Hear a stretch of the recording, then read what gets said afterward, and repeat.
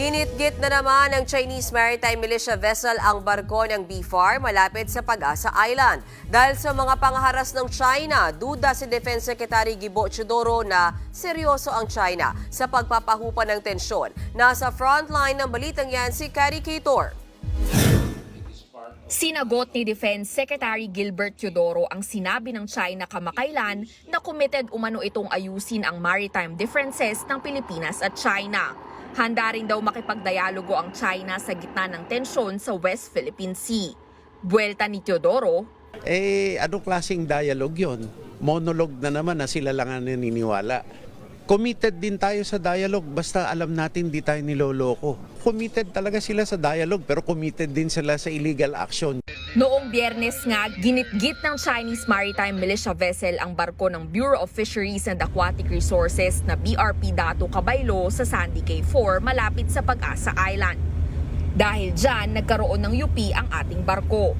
Nagsagawa pa raw ng dangerous maneuver ang barko ng China at sinubukan tayong harangin. Sa kabila niyan, natuloy pa rin ang routine maritime patrol ng BFAR. Kamakailan lang umapela si Pangulong Bongbong Marcos sa kapwa niya heads of state na paspasan ang pagbabalangkas ng Code of Conduct sa South China Sea para mapigilan ang tensyon. Kabilang ang China sa nagsabing makikipagtulungan sila rito. Pero ayon kay Teodoro, I will not give a thought on whether or not China will align.